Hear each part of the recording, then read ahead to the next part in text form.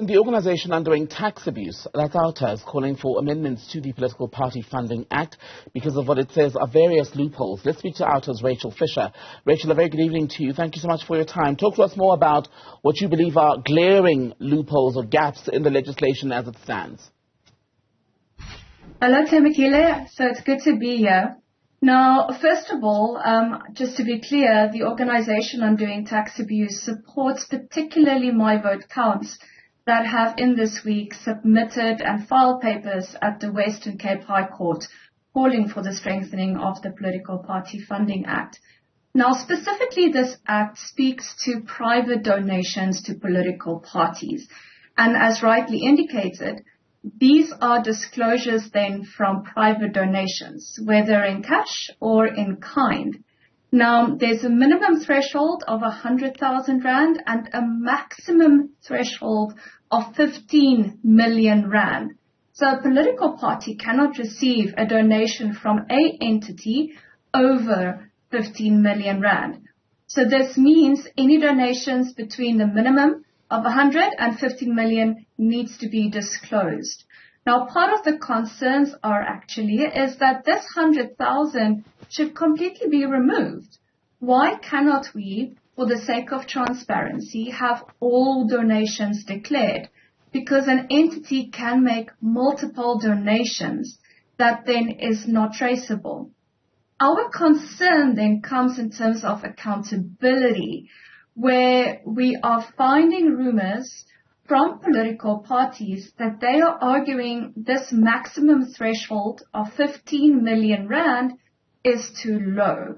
They want it to be increased, meaning they want to get higher funds of donations from private entities.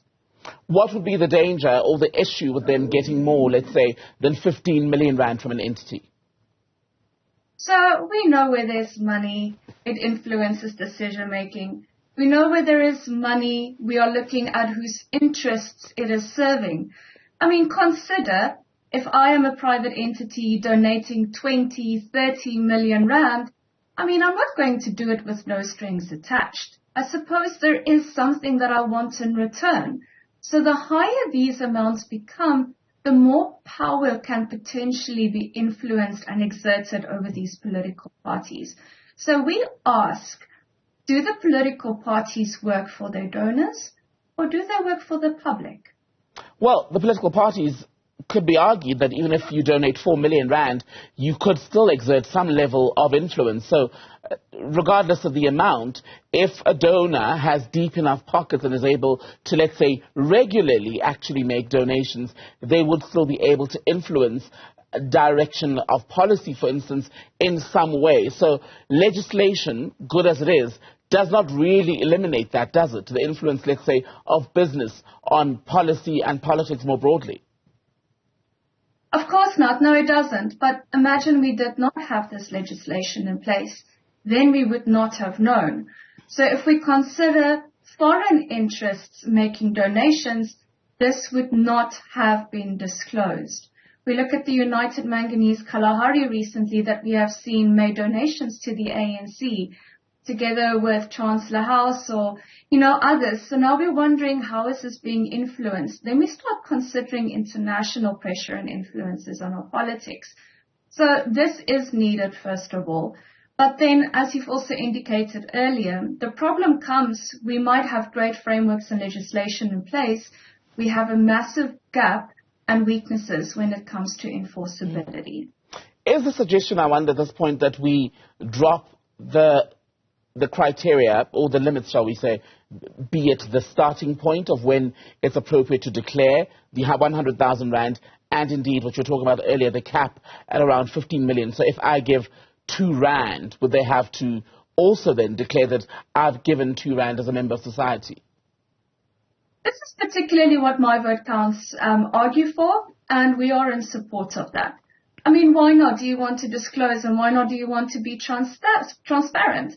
Particularly now with the elections looming. And look, also, this is only one aspect of political party funding. It should not be seen in a vacuum or in isolation. There's the private funding, but we are also monitoring public funding that goes to political parties. And the scope of these are much broader. Then it's funding from the IEC, from Parliament, and from provincial legislatures. And these amounts are staggering. So when they all become combined, we need to make sure that those amounts are traceable, that they are auditable, and that we can hold these parties accountable. In essence, I mean, we pay their salaries, don't we? And I'm glad you mentioned the issue of auditing, because one of the issues the IEC has complained about in the recent reporting around the quarterly declarations by the political parties, that many of them said they simply could not make disclosures at all or disclosures in full because they were unable or could not afford the necessary auditing services. How do we get around that hurdle? And do we believe that that is the main reason why these declarations have not been forthcoming to begin with?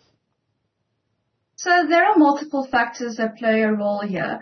We need to understand in a democracy, and it makes sense that the largest party as voted for by the people needs to get the most or the largest allocation.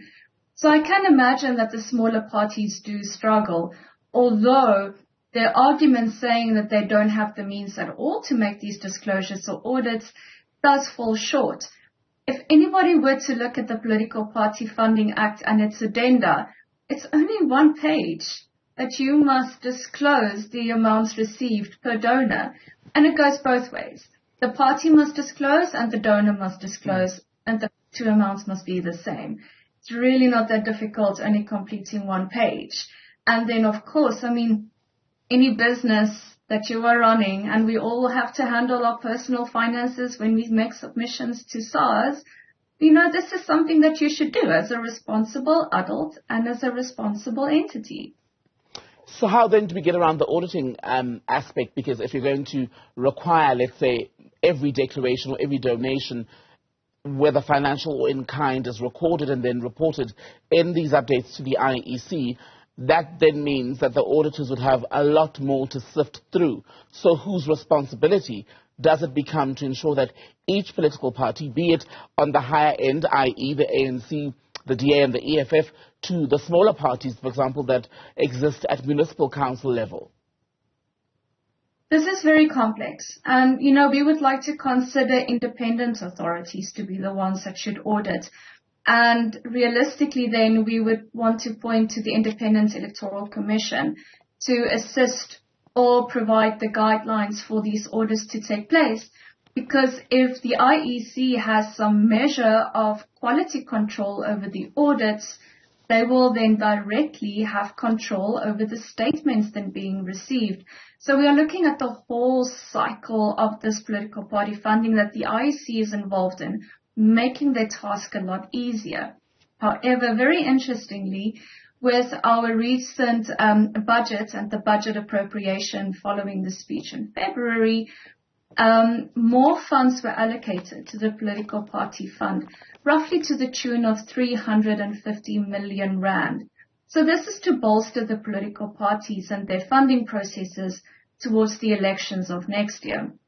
What is concerning comparatively is that the IEC recently had a budget cut of 300 million rand. So you're taking away money from an independent electoral commission that should be overseeing this with integrity. Right. And you're giving money to political parties. So, you know, you're not really helping the process. Rachel Fisher from the organization Undoing Tax Abuse. Good to speak to you. Thank you so much tonight.